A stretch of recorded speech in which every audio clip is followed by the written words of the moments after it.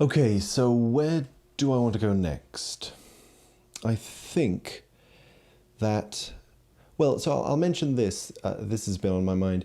I find it interesting that you have to bring Wizpig back to life in order to defeat him. At least that's somehow what is being implied here. That for the majority of the game, Wizpig doesn't even exist. He's just a stone statue, a stone face. In fact, he even sort of represents the mountain, right? The plot describes him as occupying the mountain and so on. And what that ends up meaning in reality is that there is a big stone face of Wizpig. As if, yeah, anyway, he's some sort of like a golem, kind of like an empty shell. And as you acquire golden balloons and complete the levels and circle around the map, life is breathed into him until the statue actually moves and opens its mouth. And that's when you can defeat him. That's when you can fight against him. In fact, I think that when life is finally breathed into the statue, we finally get a shot of Wizpig and the sky filled with lightning. Lightning just sort of showering behind him, as if that is being equated somehow, that the life that has infused Wizpig's statue is lightning, electricity, light, maybe, something of that nature. And this allows you to fight against him and beat him. I find this interesting, that you have to somehow create the enemy in order to defeat him. Because somehow, I suppose, he needs to be brought to life as a force in the unconscious, in the psyche of the characters who are battling him. Because if I'm going to say that he somehow represents the superego and the paternal authority, then clearly the characters are not fighting against their actual paternal figures, right? So the Kongs and the Tigers are off somewhere else. So this is more of it's a ghost, and that's why life needs to be breathed into it. Libido needs to be infused into it, so that it becomes real enough that it can be contested.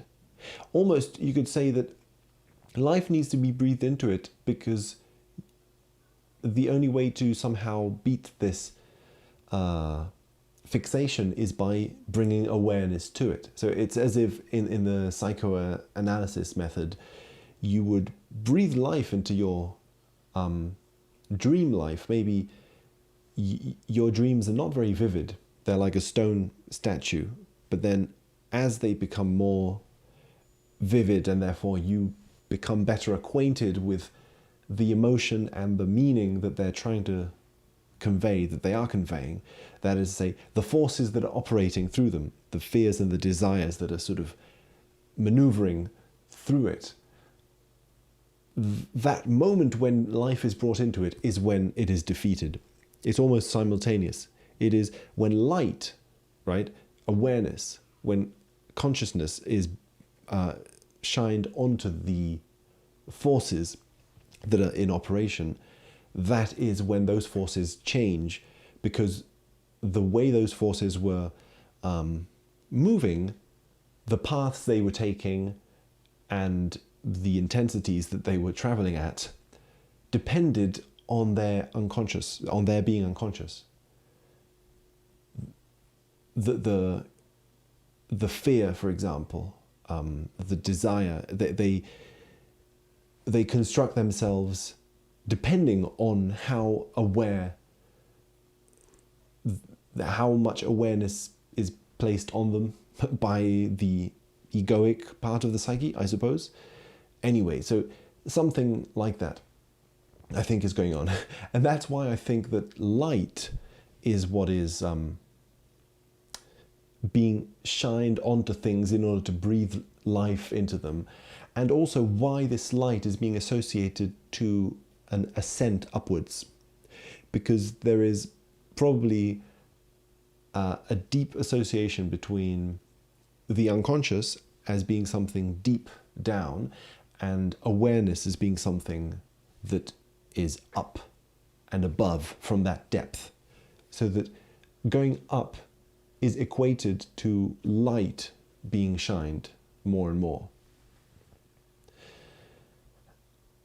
That's why I think the balloons are golden. The balloons themselves are shiny and light-like. So in any case, yes, I think that's the interesting thing about why, my theory as to how Wizpig's stone face is brought to life. In fact, as we said, this is about a mountain, isn't it? Right? It's Taj used to live on the mountain, then Wizpig takes his place. So when we talk about this stone statue, I think that we are talking about the mountain. And the mountain already implies an ascent upward, right? It's a big block of land that one can walk up and that has a pinnacle. It already kind of, the mountain itself, the stone mountain, is already implying the journey that is to be taken on it in order to defeat it somehow, right?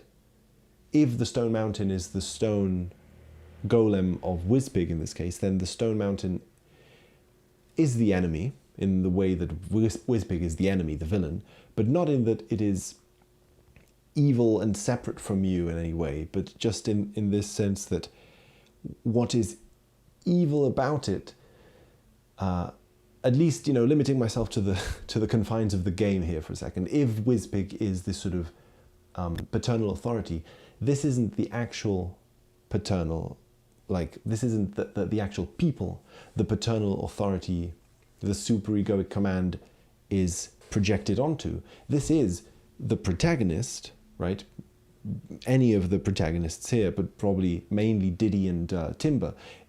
It is their kind of way of relating and expressing these fears and desires that compose the superegoic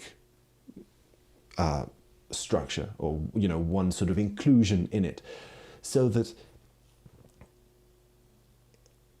in that sense it is evil, not in a projective external sense, at least not exclusively, I think, but in that whatever suffering is being felt from this structure is in part being felt because of one's unawareness of the forces operating in that structure.